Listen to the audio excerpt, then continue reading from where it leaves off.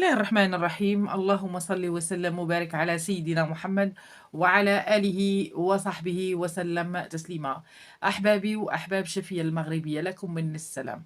تنطلب الله سبحانه وتعالى يلقاكم هذا الفيديو وانتم في أحسن الأحوال إن شاء الله بحول الله وقوته.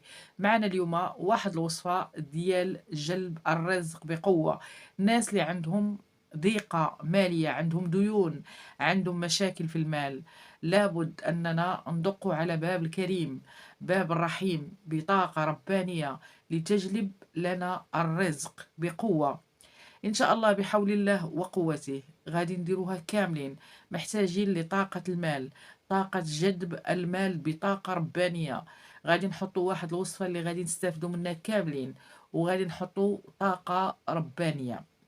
إذا الناس اللي عندهم البخور غالي أو رخيص ما يهمش، الطاقة القرآنية هي اللي فيها الفائدة.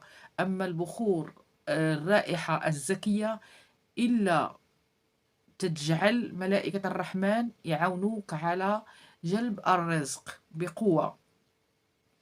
عندنا حروف نورانية، عندنا حروف نورانية غادي نحطوها على هذا البخور اللي غادي ان شاء الله بحول الله وقوته غادي نحطو فائدة ربانية اللي تعطيكم القوة والمال والرزق، وتتحيد الصداع من البيت، وتتفتح باب النصيب، باب النصيب في الزواج، في العمل، في الرزق، في كل شيء في العمل بإذن الله الواحد القهار، لأن الله هو الرزاق.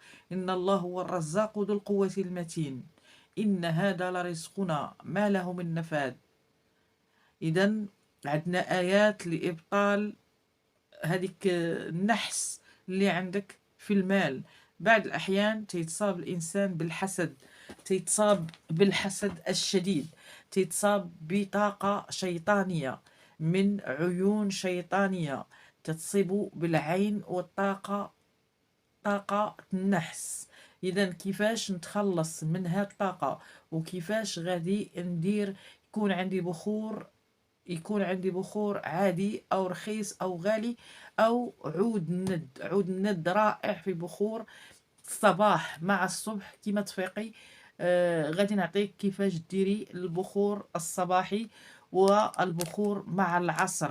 اذا بغيتي تحيدي طاقة النحس، بغيتي تكوني ايجابية، بغيتي يكون عندك واحد الرزق ان شاء الله، غادي تكوني ربانية حتى في البيت. إذا الناس اللي باغيين يطهروا البيت من التوابع لابد يشغلوا سورة البقرة 3 أيام متتابعة في وقت معين، صباحا ظهرا عصرا حتى الليل، أنك تشغلي سورة البقرة على نية أنك باغا تطردي النواحس.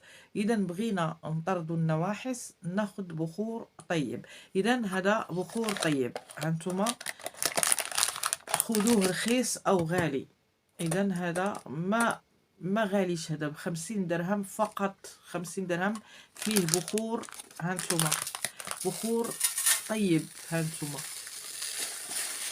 فيه كمية رائعة، عود خشب مع بخور طيب. إذا أنا بغيت نكون إيجابية ببخور اللي غادي يعطيني إن شاء الله طاقة ربانية. عندي عود الند، ما عنديش باش نشري هذا، عندي غير أنني نشري واحد من عند العطار أو جوج أعواد ديال عود الند. إذا غادي نخدم به إن شاء الله، ولكن الطريقة ديال عود الند ماشي هي بخور الرباني اللي غادي تخدمي به ويعاونك على جلب الرزق. ديريه دائما في واحد الوقت معين.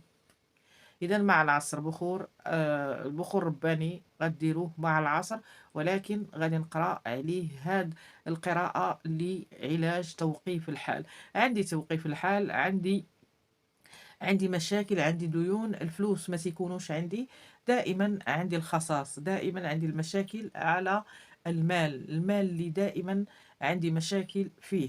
اذا غادي ناخذ هذا البخور اللي شريناه أو تاخدي كمية 5 دراهم من عند العطار، لأن هانتوما هاد البخور راه طيب ب50 درهم، ولكن نتوما خذوا غير 5 دراهم من بخور عند العطارين، بخور طيب، وغادي تقراو عليه هاد البخور كل أسبوع نشري 5 دراهم، وغادي إن شاء الله نحاول أنني ندير هاد البخور الطيب.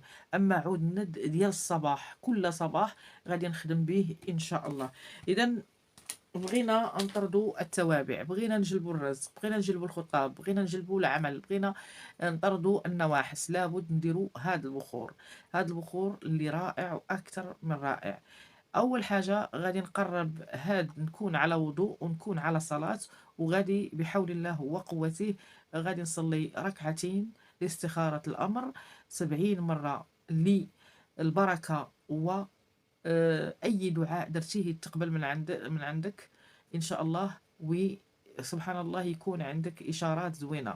إذا تصليوا على سيد الخلق 70 مرة، واستغفار 70 مرة، والبسملة 19 مرة، وغادي إن شاء الله بحول الله وقوته غادي نقرأ عليه كاف ها يا عين صاد 71 مرة.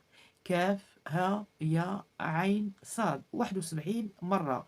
هاد 71 مرة رائعة في الشفاء، في جلب الرزق، في طرد النحس، في جلب الخطاب، جلب الزواج. سبحان الله. كاف ها يا عين صاد حروف نورانية لا يعلم طاقتها إلا الله، لأنها رموز لا يعلم طاقتها إلا الخالق، ولكن لا داومتي عليها تشوفي البشائر في صلاتك، أو كل ليلة من تمشي تنامي تقراي 71 مرة غادي تشوفي البشائر لا يعلمها إلا الله. المريضة تقراها، المديونة تقراها، الإنسان المعطل عند الزواج يقراها. كاف ها يا عين صاد، غادي تضيفي حاميم عين سين قاف. إذا عندنا 5 حروف نورانية، كاف ها يا عين صاد، غنضيفو عليها حاميم عين سين قاف. حاميم عين سين قاف هي حروف نورانية أخرى في القرآن الكريم. إذا إلا كنتي مغبون، عندك مشاكل، عندك غصة في القلب، دائما قرايها بهذا العدد 71 مرة. كاف ها يا عين صاد 71 مرة. حاميم عين سين قاف غادي تقراي كل 5 حروف 71 مرة على هذا البخور. على هذا البخور سبحان الله لها طاقة إيجابية. إلى ضفتي سورة الواقعة، سبحان الله سبحان الله سبحان الله، لها طاقة نورانية، لأن سورة الواقعة رائعة في جلب الرزق. إذا وندير الدعاء ديالي: اللهم بحق سورة الواقعة وما فيها من أسرار، اللهم ارزقنا رزقا حلالا طيبا. إذا كنت باغا الإنجاب قولي: اللهم ارزقني ولد صالح، أو زواج صالح، أو زوج صالح، أو رزقا من عندك يا رب، من حيث أحتسب ومن حيث لا أحتسب. اللهم إن كان رزقي في السماء فانزله، وإن كان في الأرض فاخرجه، وإن كان بعيدا فقربه، وإن كان قليلا فكثره. اللهم ارزقني من حيث أحتسب ومن حيث لا أحتسب. إذا الرزق بيد الله. إلى ضفت آيات للرزق سبحان الله لها طاقة إيجابية إن شاء الله. عندك ديون، سبحان الله ربي غادي يرخف عليك هذوك الديون، وغادي يعطيك ما تريد إن شاء الله. إذا الناس اللي باغين يضيفوا آية الرزق، يضيفوا اسم من أسماء الله الحسنى، يضيفوا اسم من أسماء الله الحسنى يا وهاب. يا وهاب 100 مرة، وغادي يقراو اسم آخر، اسم قريب: يا قريب يا قريب يا قريب قرب لي رزقي من حيث أحتسب ومن حيث لا أحتسب. أو إن هذا لرزقنا ما له من نفاد 27 مرة. وغادي نقرأ ونفت، نقرأ ونفت، نقرأ ونفت حتى أكمل القراءة. قد ما ضفتي القراءة تكون عندك بخور روحاني، بخور عنده طاقة قوية تجلب الرزق من حيث تحتسب ومن حيث لا تحتسب. إذا بخور الند صباحا أشنو غادي نقرأ عليه؟ بخور الند اش غادي نقرا عليه؟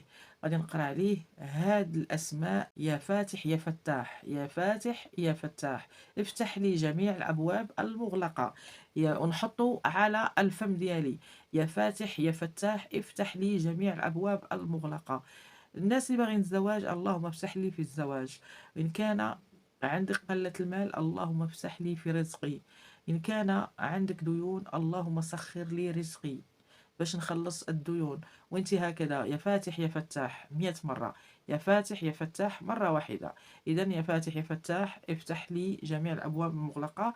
بغيتوا تضيفوا هذه الآية من سورة الفتح: إن فتحنا لك فتحًا مبينا، إن فتحنا لك فتحًا مبينا، يا فتاح افتح لي جميع الأبواب المغلقة، يا فاتح يا فتاح افتح لي جميع الأبواب المغلقة.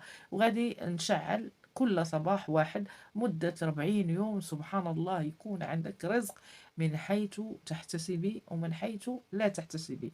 الناس اللي بغاو جبر الخواطر، جبر الخواطر هو أنك تكوني إيجابية في حياتك في كل الأمور. غادي تقراي اسم الجبار 300 مرة مدة 40 يوم على النت، تشعليه وتقراي: يا جبار يا جبار أجبر خاطري بكل الأمور مدة 40 يوم، ولكن بعدد 300 مرة كل صباح. إذا الناس اللي باغين المال والرزق، عطيتكم وصفات أو صيغة ربانية باش أنكم تعاونوا ريوسكم. والله المستعان. كنا تنترجاو الله، كنا تنبغيو طاقة المال، ولكن تكون من عند الله حلالا طيبا إن شاء الله. إذا أحبابي، تنتمنى لكم الصحة والعافية، تنتمنى لكم الراحة في كل الأمور بحق محمد وآل محمد. والسلام عليكم ورحمة الله وبركاته.